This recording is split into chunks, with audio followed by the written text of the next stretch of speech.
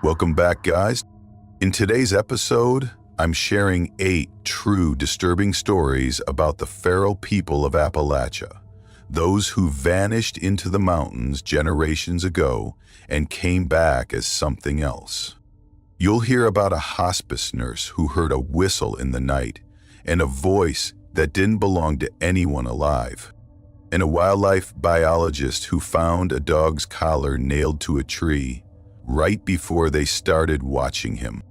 So make sure to hit that like and subscribe button. Share this with your friends and let me know where you're watching from. Thanks. Now let's get into it.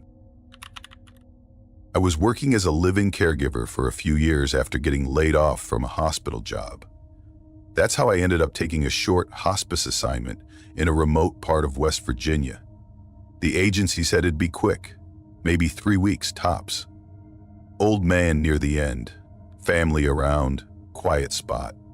I said yes without thinking too hard about it. Money was decent, and I needed a break from the city. The house was up a ridge, hard to find even with GPS. The Talbot place looked like it had been fighting nature for decades. 2 stories, sagging porch, wood siding worn down to gray. Mary Ann, the daughter, met me at the door.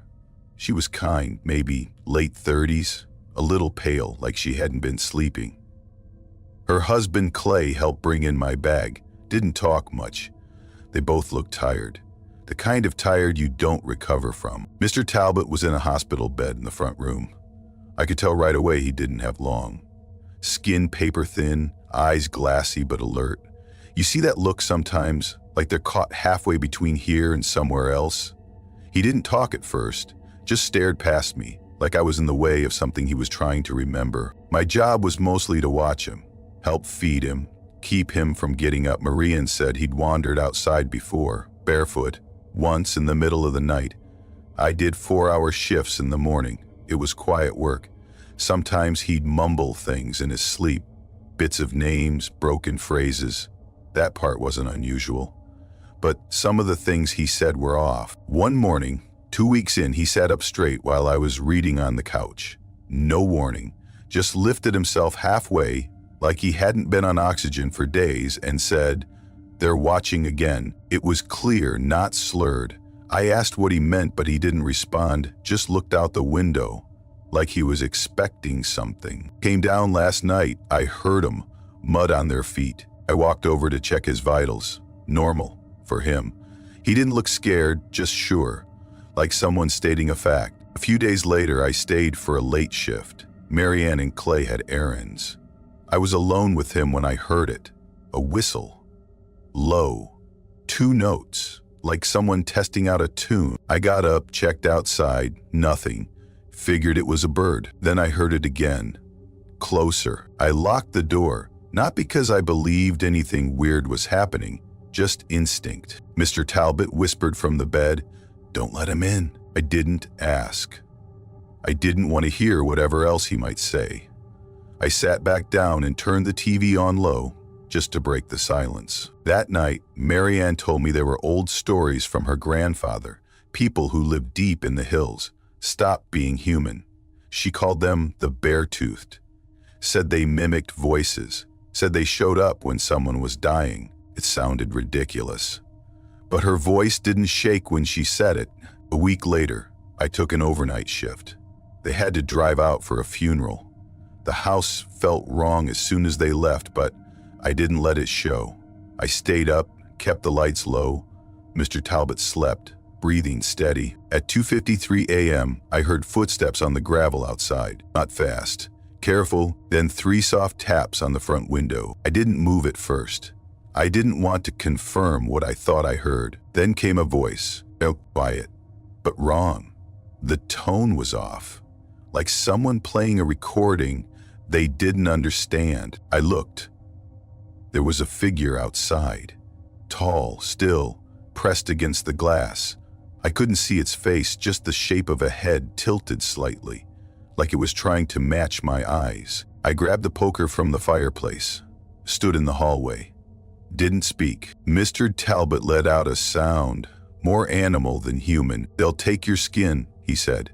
"They'll wear it like it's theirs." The figure Didn't tap again. It turned and walked away, slow and straight down the path. I stayed awake till morning, didn't blink much. Mr. Talbot never spoke again, not a word. He passed 2 weeks later, quietly, no struggle. After the funeral, I asked Marianne one last question. You think that was real? She looked me dead in the eye.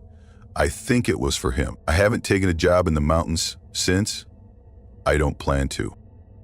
If you're enjoying these stories so far, I have a quick request. If you've ever experienced something similar, I genuinely love to hear about it. Drop it in the comments, and if you have a story idea you'd like me to cover next, feel free to share that too. If you haven't already, a like and subscribe would mean a lot, and also you can share this with your friends. Love you all.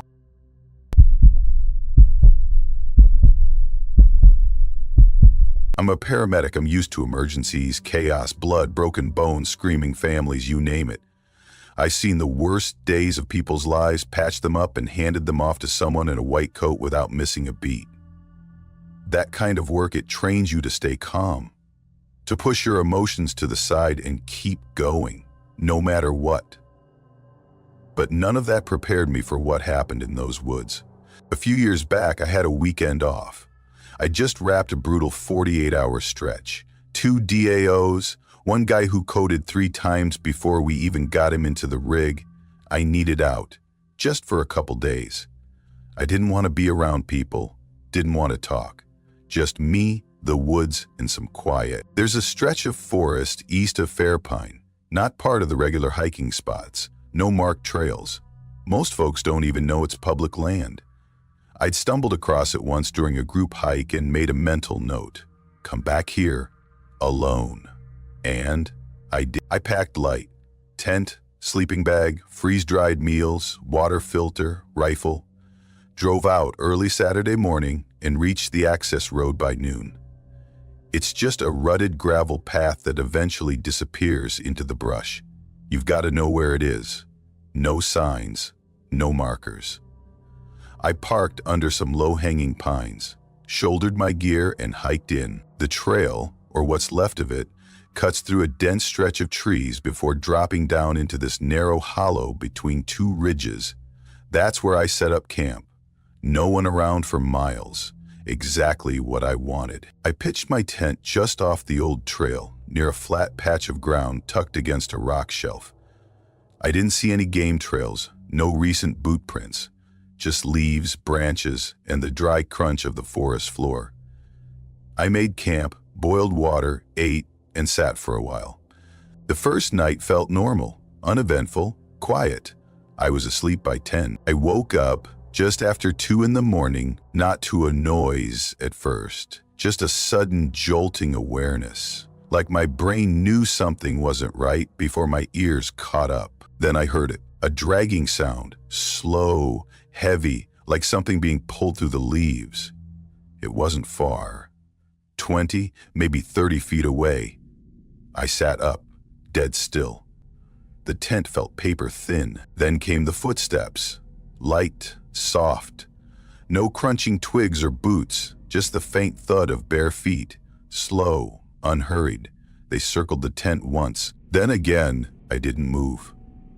Didn't breathe. My hand found the handle of the hunting knife I'd left beside my sleeping pad. I didn't trust myself to unzip the flap. I didn't want to see what was out there. Then it stopped. No steps, no dragging, nothing. I sat in that frozen crouch until the sky began to lighten.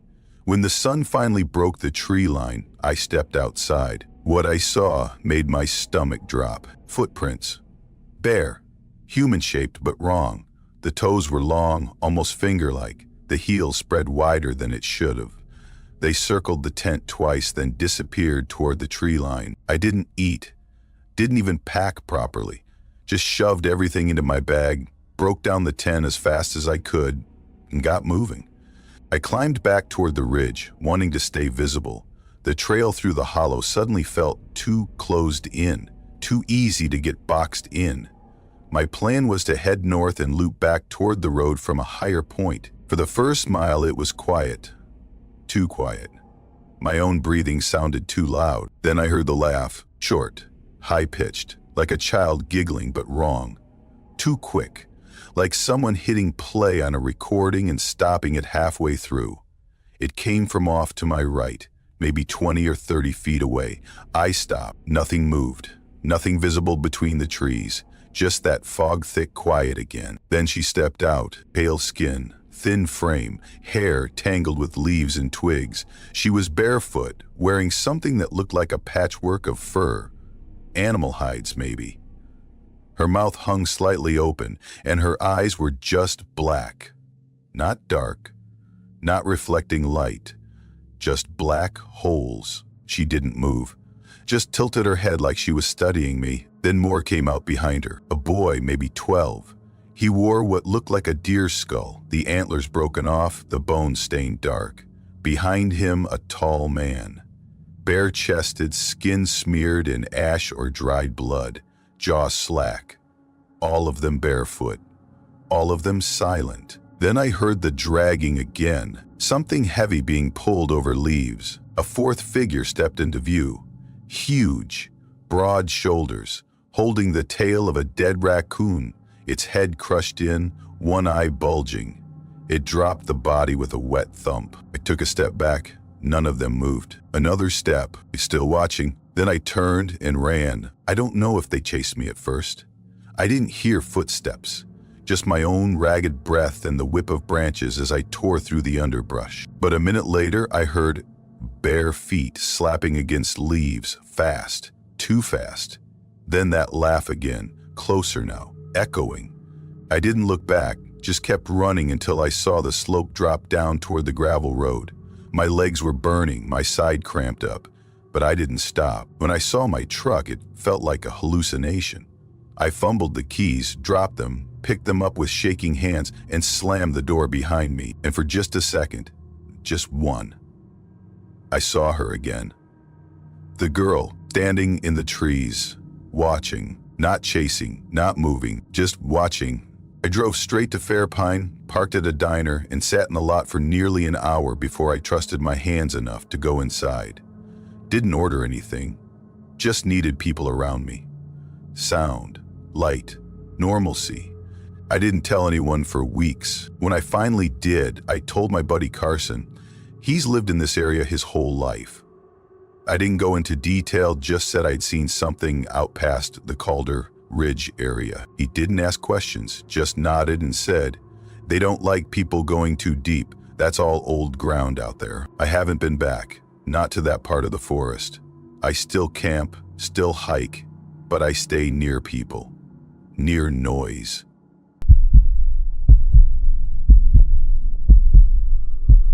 I'm 34, used to work in digital marketing based out of a mid-sized agency in Raleigh. I had a decent apartment, a solid paycheck, and a manager who scheduled wellness check-ins like that somehow canceled out the 70-hour weeks. I didn't snap one day like people think burnout works. It was slow. Started skipping breakfast, then sleep, then forgetting words mid-sentence.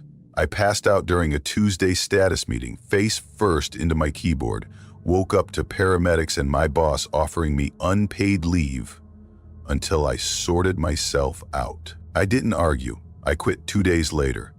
Packed up my Subaru, grabbed Scout, my retriever mix who'd been neglected for way too long, and hit the road.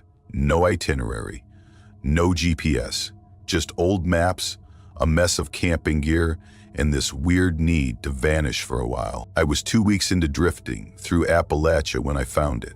Limestone Hollow. It was buried in the comments of a hiking forum. Not listed on park maps, no official trail markers, but someone named Off-Grid Bill had dropped a GPS pin with a few blurry photos. Moss-covered ridges, a creek, what looked like ruins swallowed by forest. Most people ignored it. One reply said, "Don't." That was it. So naturally, I went. I found the access point off Route 74, about an hour past Coldwater. The parking area was just dirt and roots, no signage except for a warped post that might have held something once. As soon as I stepped out, a ranger came walking out of a nearby cabin. Mid-60s, tall, built like an oak tree, heavy beard, wind-chapped skin. "This trail ain't for visitors," he said. Ain't maintained, no markers, no signal. You go in there, you go alone. I told him I was fine with that. He didn't nod, didn't blink, just stared like he was waiting for me to reconsider. Then he turned and walked away. The trail was narrow, overgrown and quiet in a way that didn't feel peaceful, just hushed. Even Scout was subdued, ears back, tail low. Still, we made camp by early afternoon. Found a wide spot near a stream and set up just enough for a couple of nights. Tarp, hammock, jet boil. First 2 days were uneventful. Scout played in the water. I took long naps, read a beat-up paperback. The forest felt heavy, but not threatening, not yet. The third night, everything changed. It started just after 2 a.m. Scout, usually a lazy sleeper, bolted upright, not barking, just frozen, ears up, body tense. That's when I heard the footsteps. Not animal, not scampering or rustling, just slow, deliberate crunches. One at a time, circling. I didn't move, barely breathed. It circled the tent once, twice, then stopped. No sounds, no wind, just Scout pressed against me, tail between his legs. I stayed like that until daylight. When I stepped outside, I found the prints. Bare feet, wide, toes almost hand-shaped. Some had drag marks behind them, like whoever or whatever had dropped to all fours. The impressions were fresh. I tried to rationalize it. Maybe a hermit or some unwashed hiker. I'd seen weird people on trails before. But I couldn't shake the feeling that I wasn't supposed to have seen those prints. Like they weren't for me. That night, it returned. The same footsteps, same pacing, but this time I heard breathing, ragged, gurgling, like air passing through a shredded windpipe. Then a hand pressed against the nylon, 5 long fingers, too long, too thin. It dragged slowly downward. I snapped on the lantern. Outside, nothing moved. But the forest felt different, like it was listening. The next morning, I found more carvings. Trees marked with spirals, crude stick figures with too many limbs. Some had bones tied to the bark. Small ones, birds maybe. But one had teeth, human teeth, strung on a bit of twine. That was it. I packed. Scout stayed close, no barking, just watching the woods like he was waiting for something to step out. The trail back was wrong. I know that sounds vague, but everything felt just slightly off. Trees leaned the wrong way. Paths I remembered were overgrown. The creek was gone. By dusk, I realized I was lost. I didn't bother with the tent, just threw up a tarp, built a fire as big as I could, and sat with my taser in one hand and flashlight in the other. That's when the clicking started. Not bugs, not birds, just this rhythmic sound, low and mechanical. Then came the whispers, not language, just syllables, guttural, slow, like someone trying to imitate speech without knowing how. I saw shapes, fast, low, crawling, limbs too long, mud smeared over gray skin. I caught flashes in the firelight. Teeth mostly. Then something threw a rock. It hit the edge of the fire pit and sparks shot across my legs. Scout went berserk, barking, snarling, biting at shadows. I swung the flashlight toward the trees. That's when I saw them, high up, watching. I didn't sleep. At first light, I ran. Didn't care which direction, just moved. Scout at my side.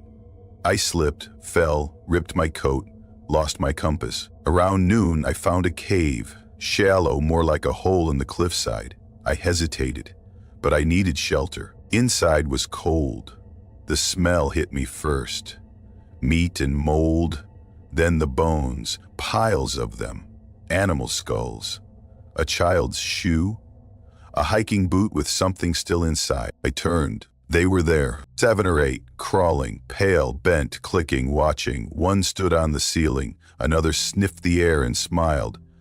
Rows of 2 small teeth. Scout lunged, growled, snapped. It bought me 5 seconds. I used them, bolted out of the cave, ran blindly through the woods. One chased, I could hear it snapping branches behind me, but I didn't look. I broke through to a fire road sometime before sunset. Collapsed. A hunter found me hours later. At the ranger station, the same old man was waiting. He didn't say anything at first, just looked at me, then pulled out a hand-drawn map. He pointed to a blank spot. "Locals call it Bonefolk Hollow," he said. "You shouldn't have gone in." I asked if anyone lived there. He didn't answer. They searched for a week. Found my camp. Found the cave. But no scout. No creatures. Just scratch marks. Bone piles. Hair samples no one could ID. I moved back to the city, started therapy again. It helps. Some. Most nights, I sleep fine. I was 26 when I took a job that sounded like a decent escape. One of those government contracts people don't ask a lot of questions about. A buddy of mine from college, Aaron, was working for an environmental survey outfit and called me out of the blue. Said they needed someone fast, 6 weeks in the field, solo assignment. Nothing fancy, walk a patch of reclaimed coal land somewhere in southern Kentucky, take notes, snap photos, check for soil erosion, and document any old structures still standing. He made it sound easy. Said I'd be alone, sure, but the trailer they provided was stocked with supplies, satellite phone, and backup generators. Good pay, too. Enough to wipe out my student loan balance in one go. I was between gigs, stuck in a studio apartment with walls so thin I could hear my neighbor chewing gum.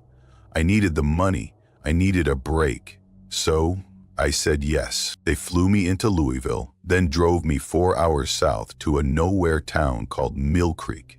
From there, it was another hour on a gravel road that looked like it hadn't been graded since the Clinton administration.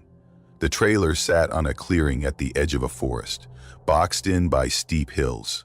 No reception, no Wi-Fi, just a sat phone with a limited call plan and an old-school two-ways radio in case of emergencies. At first, it felt kind of peaceful. Like camping, but with a bed. I brought books, filled out survey logs during the day, cooked canned food at night. The quiet was strange, but not bad. No cars, no people, no news cycle. Just me and the hills.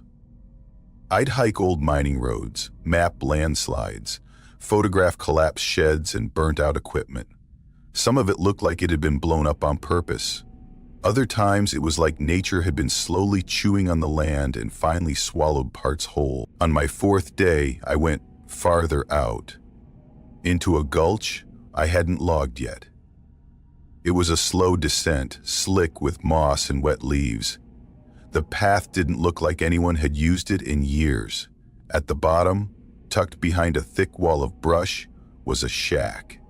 Almost invisible until you were right on top of it. The structure was barely standing, roof half gone, one wall buckled inward, but inside it looked lived in. Not recently, but not ancient either.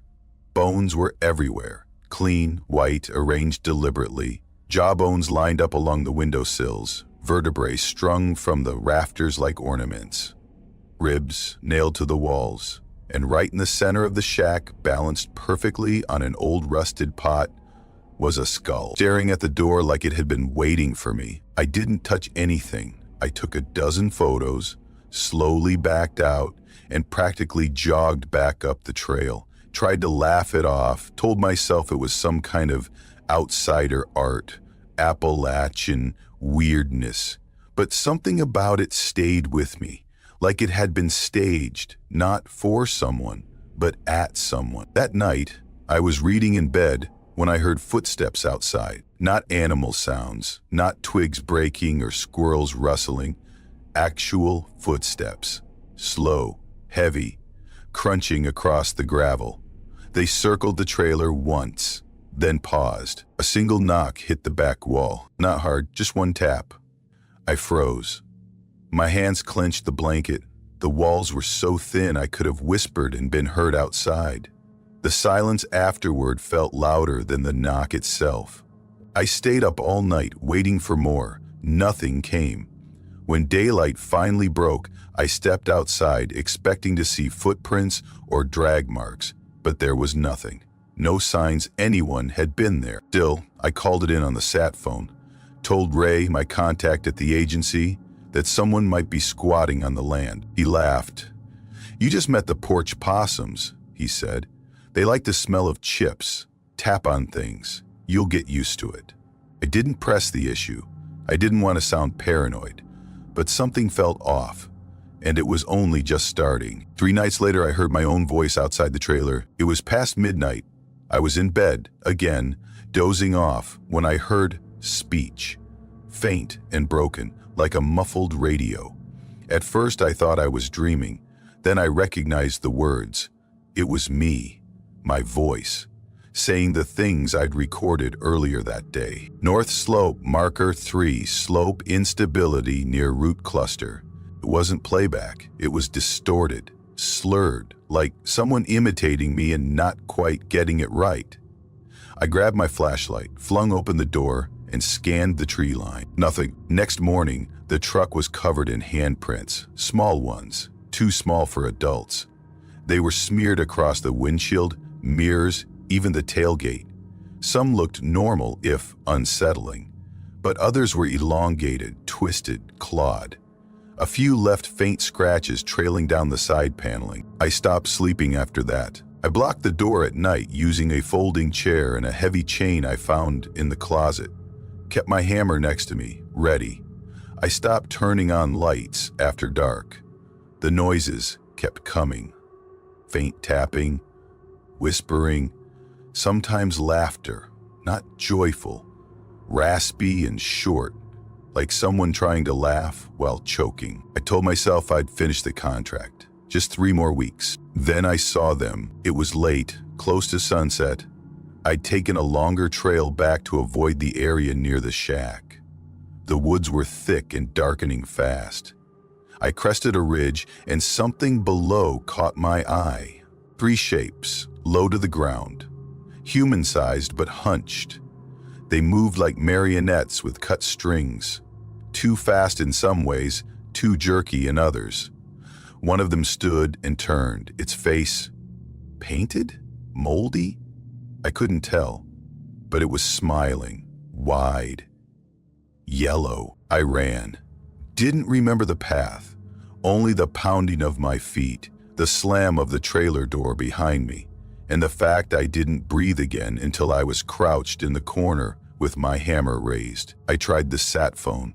Nothing. Dead air. I tried again. Still nothing. Then came the last night. It started with tapping like usual, then banging. The trailer rocked with each hit. I heard footsteps on the roof, fingers dragging across the siding, then a crash. One of the side windows shattered. Something had thrown something, or punched. I screamed that I had a gun. I didn't. And then everything stopped. Silence. I stood frozen for what felt like an hour. Then, from the far corner near the recorder, I heard it. My own voice. "Please, I just want to go home." I snapped. I unchained the door, threw it open, and ran, barefoot, into the woods. I didn't look back. I don't remember the path, only the cuts on my legs from thorns and how my lungs felt like fire. I hit the main road at dawn, staggered into the middle like a lunatic. A trucker swerved and stopped. Didn't even ask questions, just let me in. I never went back. Didn't ask for the rest of my check. Didn't care. We lived in a trailer just outside a speck of a town called Wren Hollow. You wouldn't find it on a map unless you were looking for it, and even then, most folks just drove past. It was tucked way back in the Appalachian foothills, wrapped in woods so thick it felt like the trees were leaning in to listen. Our road barely counted as one, mostly patched gravel and broken blacktop. Nothing but rusted trucks, stray dogs, and silence you didn't question too much. The trailer backed up into what locals called the holler. That's just mountain talk for a dip between hills where trees grow thicker, sound travels weird, and you don't go wandering without a reason, or without knowing something might be watching. I didn't have many friends. I was quiet, sensitive to noise, flinched when people got too close. Nobody back then used words like autistic or sensory issues. In Wren Hollow, you were just off, a little touched. If you were lucky, they left you alone. If not, they made you wish they had. But the woods didn't care about any of that. I felt calm out there, grounded. I'd bring a sketchbook and spend hours drawing tree knots, ant trails, dead birds, whatever caught my eye. Mom never asked what I was up to as long as I came back before sunset. She figured I was harmless. Dad didn't say much at all. The day it started was just another ordinary October afternoon. That's the thing, when something horrible's about to happen, the world doesn't warn you. There's no thunderclap or creepy soundtrack, you just think you're going outside to draw a skull. I had this little raccoon skull I'd found near the creek 2 weeks earlier. I'd stashed it under the birch tree with the crooked trunk, the one where the moss always stayed green. I told Mom I'd be back by dinner. She waved me off, eyes still on her game show. I followed my usual trail, the crunch of leaves under my sneakers, the scratch of dry branches brushing my hoodie. It all felt normal. I hugged my sketchbook to my chest, already thinking about how I'd shade the teeth. It took maybe 20 minutes to reach my spot. I sat down, crossed my legs, and got to work. The skull looked even better in the light than I remembered. I was so focused, I'd barely noticed when the birds stopped. No slow fade, just gone. It hit me like when you walk into a room and forget why you came. That thick silence, heavy and weirdly loud. My ears rang with it. Then came the whistling, soft. Off key. Not a song I recognized. Just 5 or 6 notes repeated in a sloppy loop. It sounded like someone trying to remember something they'd only half heard a long time ago. I held my breath, tried to listen closer. It wasn't coming from behind me, it was ahead, deeper in. Then it said my name, Ilili, drawn out, sing-songy, a little too high, a little too smooth, like a child imitating an adult. That's what made it worse. It was pretending. I don't remember standing up, just remember running. The sketchbook hit the ground. My foot caught on a root. I hit the dirt, scrambled back up, kept running. Every tree felt too close. Every shadow felt wrong. I didn't stop until I saw the trailer through the trees and stumbled into the side of it, gasping. Dad was under the truck, the radio playing some old country song. He glanced over but didn't ask. I told him. The whistle. My name. He didn't blink, just spat in the dirt and said, "Probably a barn owl. Sounds like a woman screaming. Freaky, but nothing to worry about. But owls don't say your name. And they don't grin." A week later, Jesse went missing. He was a grade above me, mean kid, liked to yank my backpack down the steps of the bus. They said he was last seen heading to the creek behind his house. People searched, dogs, ATVs, the whole town showed up. They didn't find much.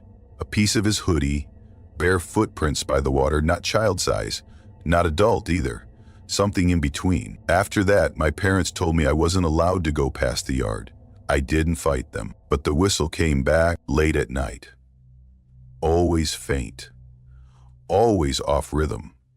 Sometimes it circled the trailer. I'd lie in bed, holding my breath, trying to convince myself it was just the wind. Once, I saw fingers, thin ones, pressing gently against the screen of my bedroom window. I stopped sleeping. I stopped drawing. Mom said I needed to stop watching horror movies. Dad tossed me his old slingshot and said, "Next time it whistles, you whistle back." I laughed like it was a joke, but it wasn't funny. The worst night came in March. I couldn't sleep. The living room couch had become my default spot. I thought maybe if I stayed near the front of the house, it couldn't get as close. Around 2 a.m., I woke up soaked in sweat.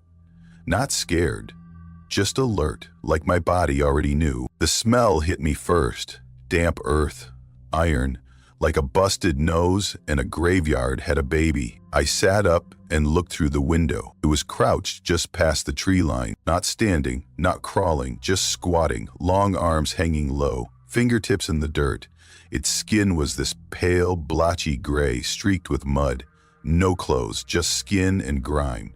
Its face, slack jaw, wide eyes that didn't blink.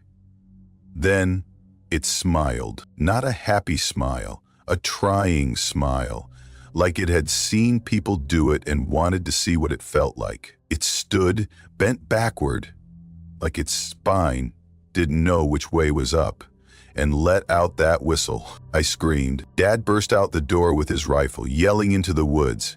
Nothing, no sound, just trees. By morning, Mom had a bag packed, no discussion. We left before the sun was up. I didn't get to say goodbye to anyone. Not that I had anyone to say it to. We stayed with my aunt in Kentucky. Different town, different rules. My parents never brought it up again. But they changed. Dad kept a bat by the bed. Mom stopped playing music in the house. Even the air felt different. Years passed. I left home, got a job in tech, moved to a city with no trees on the horizon. I didn't tell anyone. My name's Tyler. I was 17 the summer I'd just been kicked out of school. Technically, expelled is the word, but it didn't feel that dramatic at the time. I'd spray painted a message across the gym wall. Something like, "Truth is a shape with teeth." I don't even remember what it meant, probably nothing.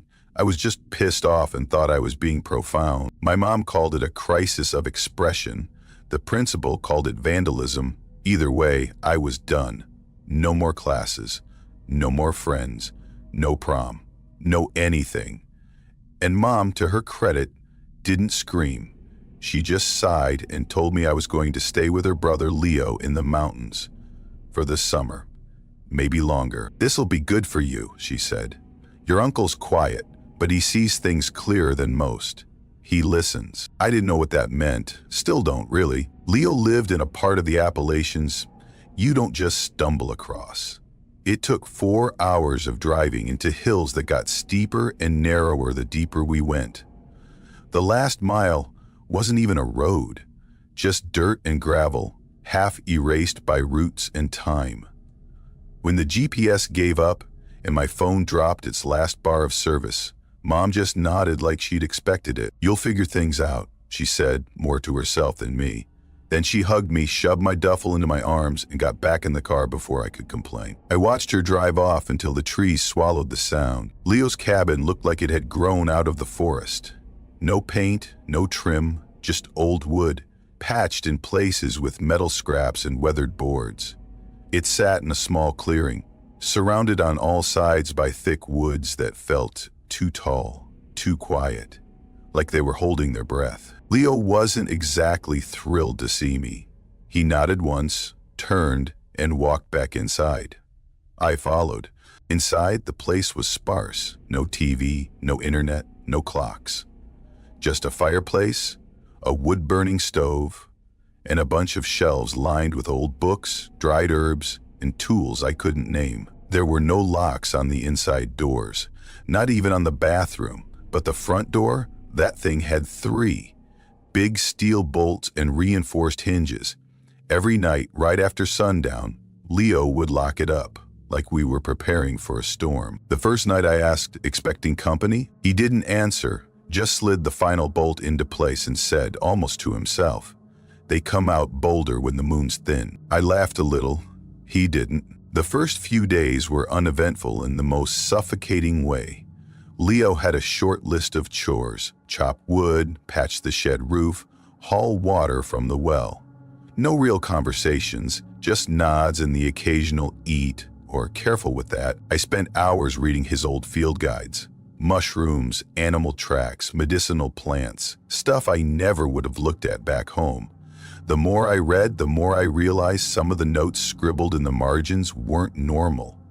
One page about tree fungus had a single line written in ink: "If it sings, don't breathe." Another, under a picture of a bear trap, just said, "Too slow for them anyway." I didn't ask. By the third night, I was used to the silence, or so I thought. After dinner, I stepped outside. The air felt heavier somehow. I expected the usual summer sounds: crickets, frogs, cicadas, but there was nothing. Just my footsteps on the porch and the sound of my own breath. Then I heard it. Footsteps. Slow. uneven, something stepping on dry leaves just beyond the clearing. I froze. I shined my flashlight toward the tree line, sweeping it in a slow arc. Nothing, but I felt it, like being watched. That skin-prickling tension you get when someone stares too long. I stayed out there for maybe 30 seconds before going back inside and locking the door behind me. I mentioned it to Leo the next morning over coffee.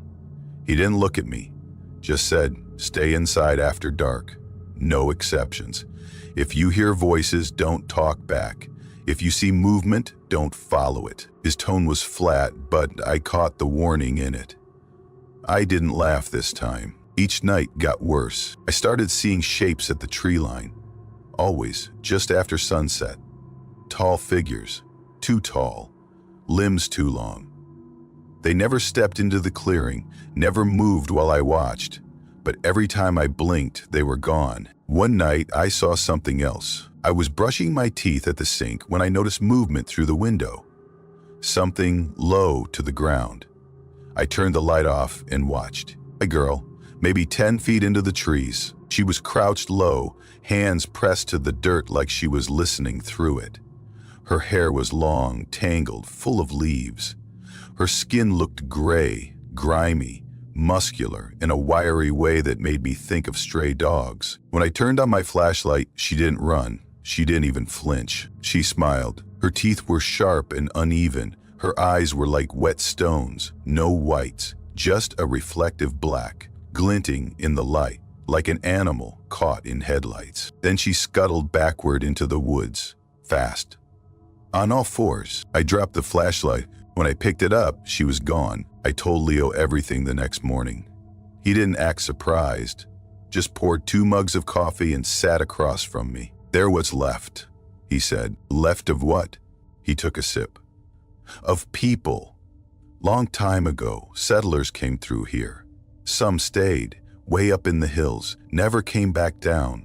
Over generations, something changed. They stopped living in houses, started living in caves, feeding on whatever they could catch." He paused. "And sometimes what they could take, I didn't know whether to laugh or run." "They're not ghosts," he said.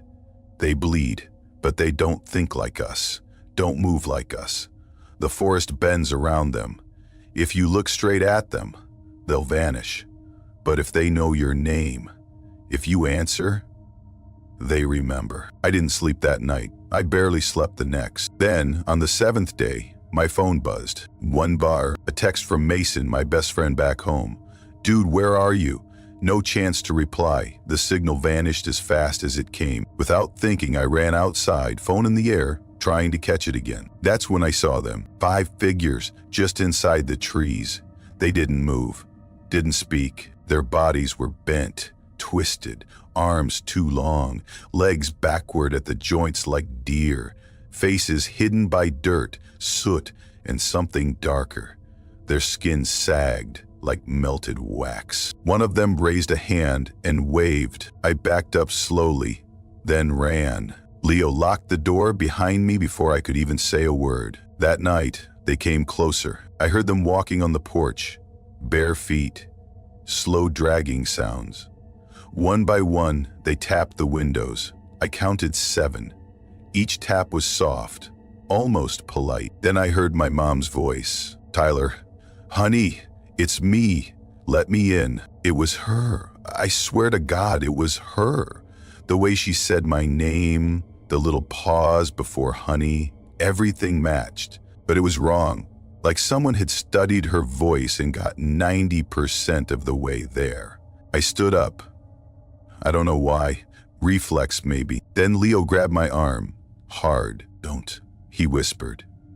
"They're not strong enough to come in on their own, but if you open the door even a little, that's enough." We stayed up until sunrise. When the sun came up, the forest seemed normal again.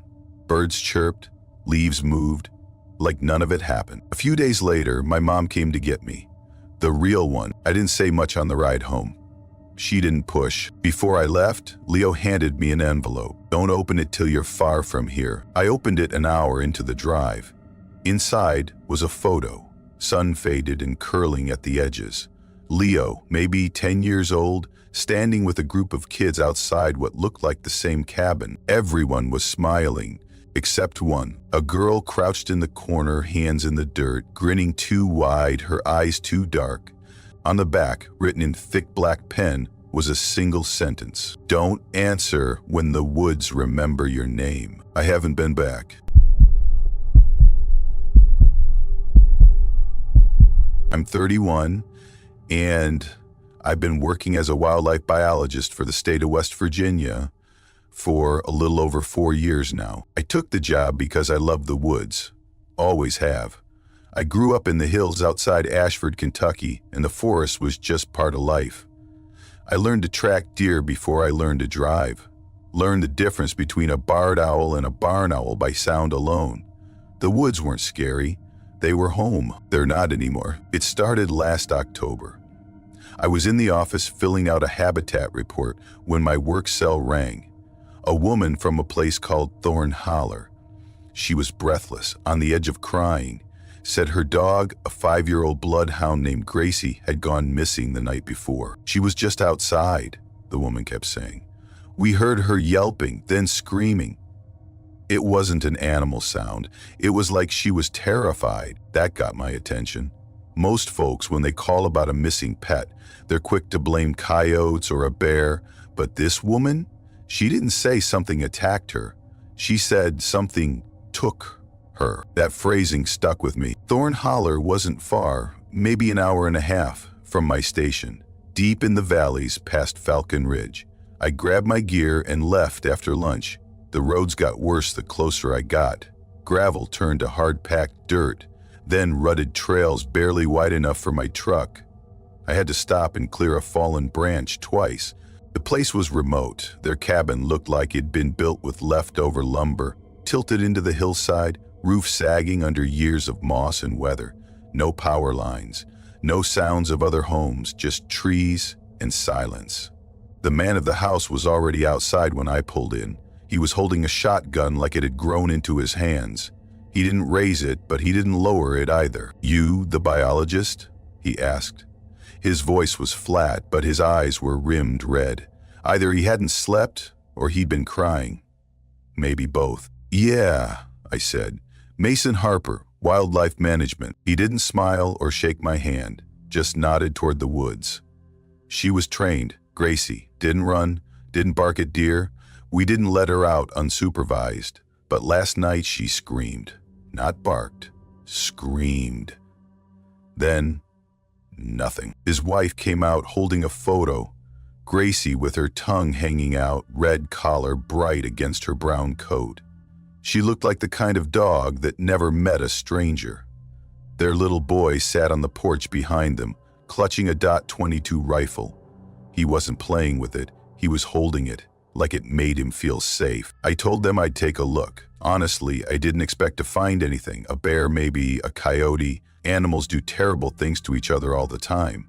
But there was something about the tension in that family's body language that bothered me, like they knew what it was but wouldn't say.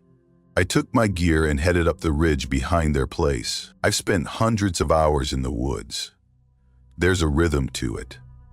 Bird song, leaves shifting, twigs snapping under small paws. But that day, the rhythm was gone. The birds were too quiet. The air felt heavy, like I'd stepped into a room just after a fight. I started noticing sounds behind me. Not constant, not loud, just little things. Branches bending, leaves rustling where they shouldn't be. Always just out of sight. About an hour in, I found the collar. Gracie's red collar, nailed to the trunk of a sugar maple. A fresh nail, clean, silver. There was blood smeared around it, half dry. It hadn't been ripped off, it was placed there, deliberate. Beneath it, someone, or something, had gouged 3 slashes into the bark. Deep, uneven, not made with a knife or tool. It looked like someone had used claws or teeth. I tried to radio back to base, got nothing but static. Tried again, still nothing. GPS was working, so I marked the location and kept going. That was my second mistake. The trail I found next didn't look natural. It wasn't a deer path. It was too consistent. The ground was worn like something large had passed through again and again, flattening everything in its path.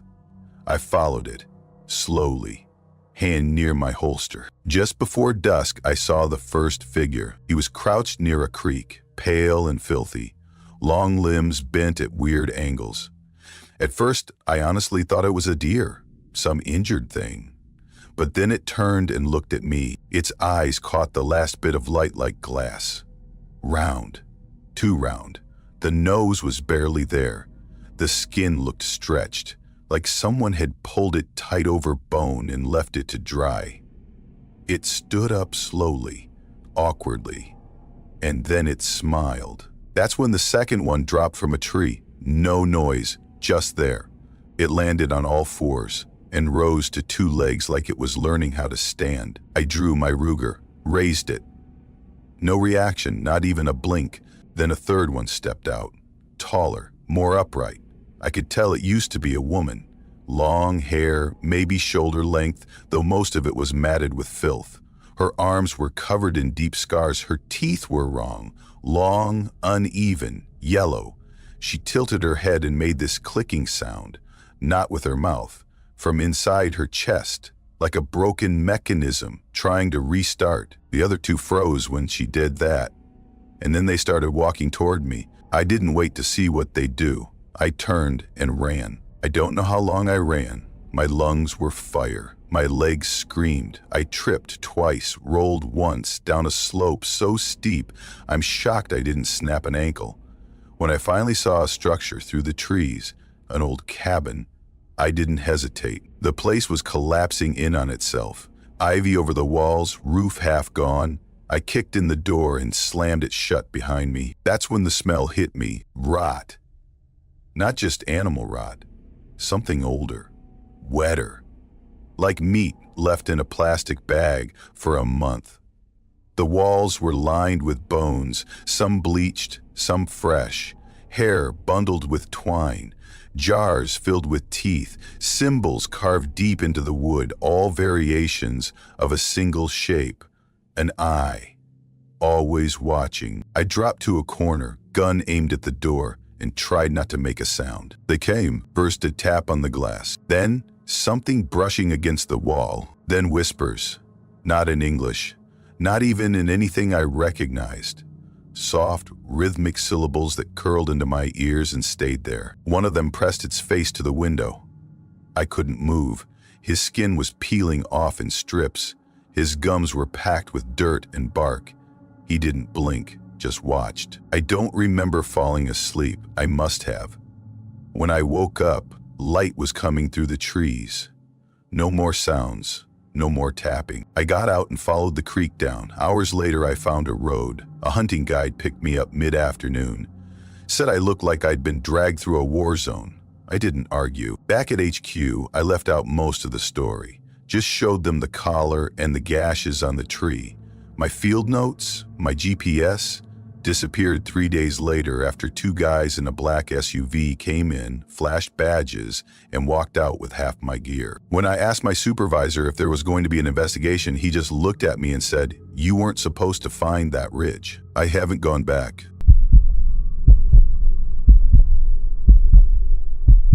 It was Halloween night, 2014. I was 17 and stupid. Not dangerously reckless, just that kind of clueless, overconfident teenager who hasn't had anything really bad happen to him yet. The kind that thinks every creepy story is just made up and bad things only happen to people on the news. There were 10 of us that night. Me, Jesse, Steven, Sarah, Todd, Shayna, Brandon, and a few others from our year. Mostly people I'd known since middle school. Nobody special, just a group of kids killing time, itching for something to do that didn't involve candy or dressing up. We were parked out by the old baseball field. My truck's bed was loaded with junk food, a cooler of soda, and a couple flashlights. Everyone was lounging around, telling ghost stories and laughing. Well, fake laughing. You know how it is. Everyone's waiting for someone else to suggest something actually fun. That someone ended up being Jesse. He waited until it was quiet. He had this weird sense of timing, like he knew when to speak to get a reaction. He flicked on a flashlight under his chin, like he was about to tell the world's scariest campfire tale. My uncle says, "There's something out past Ridgeway Bluff." "Huh," he said. A couple of us groaned. Ridgeway was this forested stretch up in the mountains about 45 minutes from town. People used to hike there, but the trails had been closed for years. There were always rumors. Some guy went missing, a couple hikers never came back, that sort of thing. But nobody took it seriously. The whole area had that weird, small-town mythology to it, like there was always a new creepy spot for kids to dare each other to explore. But Jesse went on. He says people used to live up there, way back, but they weren't right. Born wrong, raised wrong, inbred or worse. They don't come down unless they're starving, someone snorted. Starving for what? Jesse grinned. Meat. Everyone laughed, because that's what you do when you're trying to prove you're not creeped out. But his tone shifted then. "We could go," he said, "see if anything's out there. If you're not scared." That's what did it. Not the story, not the details, just the challenge. We loaded up into 2 cars, mine and Jesse's, and left around 11:30. Jesse led the way in his old Cherokee. I followed behind, truck bed rattling with supplies we didn't need. Chips, Red Bull, a Bluetooth speaker, 3 flashlights, one of which barely worked. The roads got worse the closer we got to Ridgeway. First the lines on the asphalt disappeared, then the pavement itself. Soon we were bouncing over gravel and potholes. We passed an old rusted gate someone had left open. More like forgotten. Beyond that, it wasn't even a road anymore. Just a dirt path through the trees. We parked in what used to be a clearing. An old hunting blind sat rotting in the corner, half covered in vines. Jesse said the trailhead was nearby. What he meant was 2 rotting fence posts with a sagging chain between them. I stood there for a second. Flashlight pointed into the woods. The beam didn't go far. Everything past the posts was just black. Not the kind of dark you adjust to. Real black. Solid. Still, I stepped over the chain and followed the others in. The trail was barely a trail, mostly just where grass didn't grow. We walked single file, brushing branches out of our faces. The farther we went, the quieter it got. No wind, no bugs, just the sound of 10 pairs of sneakers crunching leaves and the occasional nervous laugh. After 20 minutes, the trees opened up. There was a clearing, but not a natural one. Someone had built here. Cabins. 5 or 6 of them, collapsed or halfway there. One leaned so far over I was surprised it hadn't fallen. Another had vines crawling through what used to be a window. Rusted bed frames stuck up out of the grass like bones. One still had a mattress on it, black with mold. There was a clothesline between 2 trees, nothing hanging from it now, but I swear it swayed like something had just come off it. And at the far end, built into the side of a hill, was the root cellar. It looked like the entrance to a mine. A wooden door, cracked and hanging from one hinge, opened into total darkness. Our flashlights barely scratched it. No one said a word for a while. We split up. I think everyone was trying not to show how uneasy they were. Sarah and Shanna went toward the cabins on the left. Brandon and Stephen headed for the cellar, of course. Because guys like them always go for the scariest thing first. Jesse wandered off to the biggest building, acting like he was scouting something. I stayed near the smallest cabin. It looked like it might fall if I leaned on it too hard. Still, I stepped inside. It smelled awful, damp fur and something metallic, sharp. There were handprints all over the walls, small ones, big ones. They weren't drawn, they were pressed in, over and over, in the exact same spots. The wood was worn smooth where the fingers had repeated their motion, like something ritualistic. I backed out real fast. Then I heard something move. Not a branch breaking, something low, crawling. I turned toward the trees, flashlight shaking a little. Nothing. Then movement. Fast, low to the ground. Too quick for a person. Too big for any animal I'd ever seen. Stephen came running out of the dark. "There's something out there," he yelled. Everyone regrouped fast. Sarah looked like she'd seen something too, but didn't want to say it. Brandon had a bleeding cut across his forehead. Something threw a rock at him, Jesse said, from the trees. Before we could even process that, we heard it. A giggle. Didn't sound right. It was too weird, like it came through water. Or broken lungs, not like a child's laugh, more like something that thought it was laughing, trying to mimic a sound it didn't understand. Then the smell hit. Rotten meat, burnt hair, the kind of smell that makes you gag without thinking. We bolted. No one yelled, no one gave an order. We just ran. Through the undergrowth, tripping, scraping arms and faces. I swear there was something moving beside us, just behind the trees. I caught glimpses. Long limbs, skin too pale, eyes that didn't reflect right. It didn't chase us. It watched us, and it giggled the whole time. We tore through the woods, not even caring where the path was. When the cars came into view, I almost sobbed. We jumped in, slammed the doors, locked everything. Nobody said a word, just breathing, fast and panicked. Then Stephen whispered, "Don't move." We all froze. There's something behind the car. I turned slowly. Through the fogged rear window, I saw feet, bare, muddy, then a face, pressed up against the glass, eyes too wide, smile too big. Then it dropped out of sight. I didn't wait. I slammed into reverse, spun around, and didn't stop driving until we hit a gas station glowing like a lighthouse. Nobody spoke the whole ride back. Brandon needed stitches. Jesse never talked about it again. Sarah transferred schools the next semester. I moved out of state as soon as I graduated. Told people it was for college. It wasn't. I've tried to find that place again. It doesn't show up on any map. Satellite view glitches out over that part of the forest, like someone edited it out. I was 36 when I decided to walk away from my job, my lease, my routines, pretty much everything, and vanish into the woods. Not because I was having a meltdown, at least not the screaming into a pillow kind. I just hit a wall. I'd been working in tech support for nearly 10 years, sitting in a gray cubicle with fluorescent lights overhead, solving the same 5 problems every day for people who hated calling me. My back hurt, my eyes twitched. I hadn't had a real conversation in months. My apartment was a box. My commute was a loop, and every day felt like I was rewinding the same tape. So I bought a beat-up 4Runner off Craigslist, cashed out some savings, and found a listing for a cabin about 10 miles outside Harlan Ridge, Kentucky.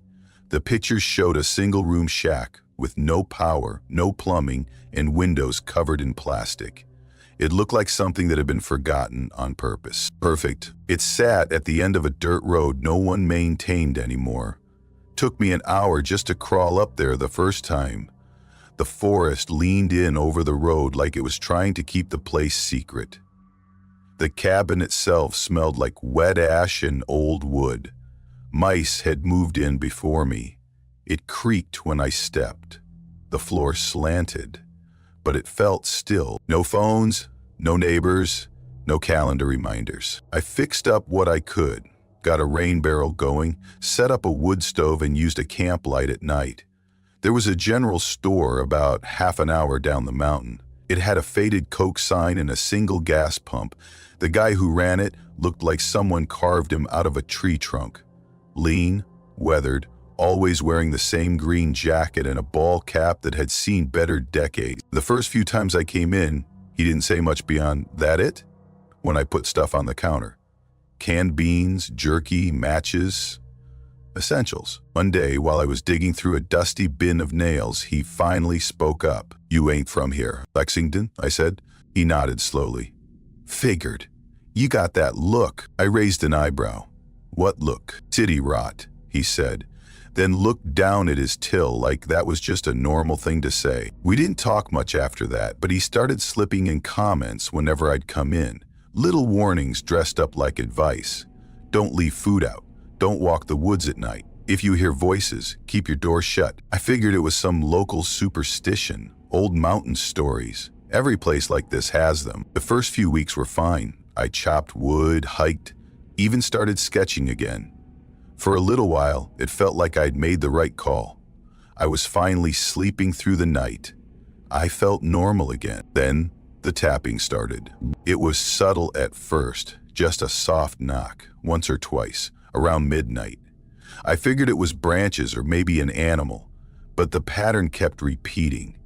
Always at the same time, always from the walls, not the roof or windows. And never just one side. I tried to ignore it until one night it tapped 3 times on 3 different walls, one after the other, sharp, spaced out, like it was moving around the cabin. That's when I started keeping the shotgun out. A few days later, I found the first animal. A rabbit laid out on my porch. Its eyes were missing, and its limbs were arranged crossed over its chest like a tiny corpse in a coffin.